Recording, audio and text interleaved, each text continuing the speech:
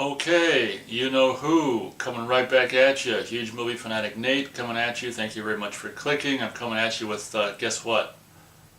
Yup, another movie review. Imagine that. This time I'm coming at you to review Tomorrowland, starring George Clooney and a pretty cute, probably not legal girl. Um, why did I see this? I don't know. It kind of, I don't know. It's something about it now. I should be noted that I've said it before in my Rocketeer review. I'm a huge fan. I'm not ashamed to admit it, of the movie Rocketeer. It was my first favorite movie when I was 14. I think I saw it like 7 times in the theater. I think like probably 3 or 4 of those viewings was like the second run theater later on in the the season or whatever, in the fall or whatever. But I think I'm pretty sure it was 7 times, 6 or 7 times in the theater. It's not my favorite movie anymore, but it's still one of my favorite movies. I think The Rocketeer, the movie, is just like, well, perfect, absolutely perfect. It just, well, check out my review for Rocketeer to see my thoughts on that. But I don't know. I saw that, the more I saw the trailers for like Tomorrowland, where there's one where it's kind of like, it shows, pretty much, instead of just snippets of all kinds of scenes, it showed like basically maybe a minute or minute and a half, 90 seconds of that one scene where they're like, that girl and Clooney are in the house and it's like locked down and those people are trying to come in and they got all these gadgets and all this. I was just like, that's really cool. I kind of like that. So let's see the movie. And I also just like, being a fan of, just the movie Sky Captain, The World of Tomorrow.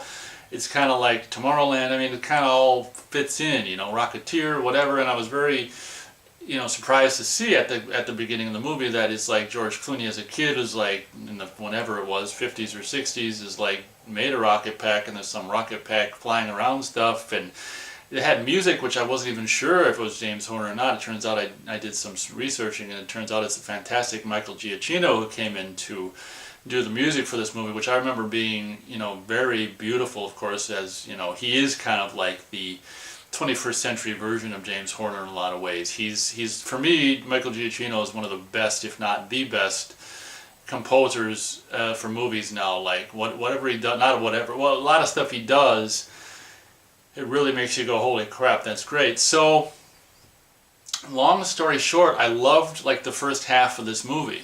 It was, really kind of cool and just like wow and oh my gosh and wow and cool and stuff, and like that's cool and stuff, and you get snippets of this and snippets of that and whatever. It's been a few weeks since I've seen it, so I can't remember everything. I was kind of distracted during some of it and this and that and stuff, so whatever. The big thing about the movie for me is like I really liked the first half, and unfortunately maybe I'll spoil this. Maybe I'll spoil it because I don't know. I guess I just feel like it's a big part of the review. I guess yeah, I guess I can't feel like I could fully review it without spoiling it. Which is my problem with the movie is, of course, like when you see the flashback and the kid, I can't remember. The movie is kind of a blur to me, and I didn't make sense of a lot of it. A lot of times in the first viewing, I don't get all the points because I'm trying to. I don't know, it's so much of a lot of times when I see a movie, it's so much of a, it's hard, long story short, it's hard for me to catch every single plot point and everything about it because it's just so whatever, enthralling or whatever. So there's a lot of details that, were lost on me and stuff, but whatever. The problem I have with this movie, and the reason why I like the first half more than the second half when we kind of reveal what is reality, which is, of course, like, I don't know, Tomorrowland was created or whatever, but this guy, now this is just my half-ass, non-understanding interpretation of what the hell I can remember what I saw. This guy, just like any, absolute power corrupts, absolutely, and this guy who ends up becoming, I don't know what, the Hitler of Tomorrowland or whatever, I can't, I'll admit it, I don't know exactly what the hell the plot said, but it turned out that, like Tomorrowland maybe was created. Was it ever created? I think it was created when George Clooney was a kid or something. I don't know. Did he go visit it? I don't know for sure. It was kind of a blur, but I do know that towards the end it's revealed that present day, when the girl's, her age and George Clooney is his age, it's like Tomorrowland exists in another dimension, but it's like vacant Tomorrowland. It's not thriving utopian perfection thing like you know, you were presumed to, like you were shown in the trailers, or you thought what you were going to see, or what you saw at the beginning of the movie when George Clooney's character was a kid. And it turns out that this is just like kind of like The Village. It reminded me of the movie The Village, where it's kind of like you're promised one thing and then you don't get it, and it's something else. And it's just like, oh, instead of doing like this utopianistic, which of course, in retrospect, I don't know what the hell you would even do with the perfect utopianistic city. I mean, I guess you can just have perfect utopianistic stuff happening and people flying around in jetpacks and smiles and, you know, fuzzy, warm fuzzies and shit. But anyway, it turns out that in reality, like, this guy has, I don't know what, like I say, I didn't get every gist of the movie, but kind of became the dictator of Tomorrowland and was just closed down or something. I don't know if he was just like Mr. Killjoy or what the hell he was, but then it's like a battle for, I think he wanted to, God, it seemed like he wanted to like only have like certain people be a part of Tomorrowland or something, and was some kind of an asshole when he didn't want people that maybe he deemed as not worthy or something being a part of Tomorrowland, which maybe at the end of the day resulted in him not ever letting anyone in. Maybe he got too picky. I don't know, but I remember at the end of the movie it was kind of like, once the guy was defeated, if he was, he probably was, the end was kind of about them recruiting, you know, starting to recruit new dreamers or whatever, people who feed the white wolf or whatever however the saying goes, and the end of the movie starts with recruiting dreamers to go out and find more dreamers and all this shit. So my biggest problem with the movie is that it's kind of like I say, it's like The Village. It turns out to be this, you know, you kind of sold this perfect utopian movie, and it turns out to be like the opposite, just kind of creepy ass dictator, you know, king of Tomorrowland is just an asshole or whatever who doesn't age and stuff like that. And to be honest, I don't know, that young British girl who's like a robot, and George Clooney's, you know, younger version fell in love or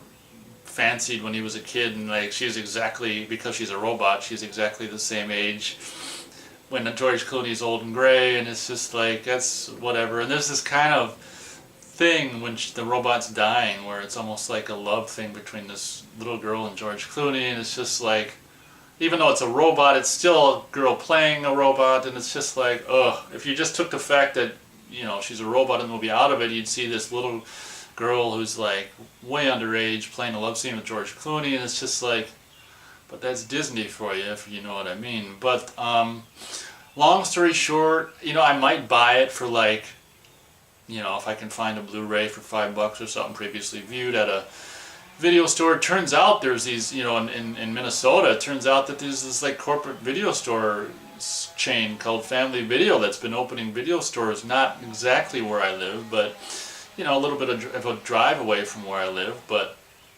so that's kind of exciting. Hopefully with any luck they can funnel down more towards me, and the video store thing can continue. But at any rate, I mean, I'll probably buy this on Blu-ray cheap, you know, maybe 10 and under, you know, just because I do like the first half of it. There's a scene where you go into some store where you get to see all kind of sci-fi kind of Disney relics. There's like a black hole record or poster or something like that, and of course, since Disney owns Lucasfilm, there's like C-3PO or R2-D2 or whatever, and all kinds of, there's this battle at the store where it's just like a geek retro sci-fi. You see, you know, Robbie the Robot and Danger Will Robinson Robot or whatever, and all this kind of stuff. So I mean, the action and stuff, and the sci-fi gimmickry of stuff, and the gadgets they have, and that thing that one girl did or whatever, the freeze time, and her hand was caught in the time bubble and all this kind of stuff, and the bubble was closing, so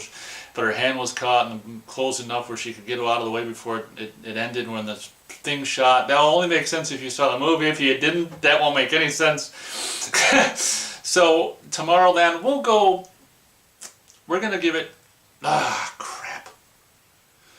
we're gonna give it 2 1/4 stars, 2 1/4 stars, and just because the good things about it are very good, which is like, oh, one thing that I wanted to not forget to mention, which I almost did, was the very beginning of the movie when George Clooney's character as a younger boy goes to try to enter the whatever, you know, Tomorrowland or World of Tomorrow or the World's Fair inventor's thing or whatever. Like just even though the movie was probably shot digitally, maybe most likely, even though regardless of what it was shot on, that just the color palette of that scene, like in the when he was going in there with his jetpack and stuff or whatever. It's just, I don't know. It's just like for the first time since like the movie Rocketeer, it's just like the music and the color palette in some of the movie. Just like it felt like I was watching Rocketeer again in 1991, and it was kind of beautiful in that aspect. So 2 1/4 stars for Tomorrowland. It fell on its face, you know, after the first half for me. It wasn't what was kind of promised, but I guess, you know, I don't know. I guess if something was just what it promised, I don't know. I guess that's my biggest problem with the movie. It wasn't what it promised, and it kind of turned into this.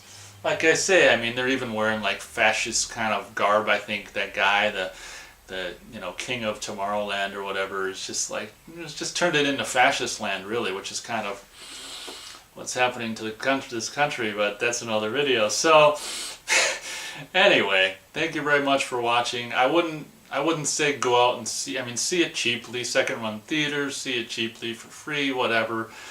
It's kind of more or less disappointing at the end of the day, so that's my review for it. It's got some really cool, really funny stuff and cool gimmicks and gadgetry and stuff, but at the end of the day, it kind of, especially the second half, just falls flat. Thank you very much for watching, and I'll catch you on the next video.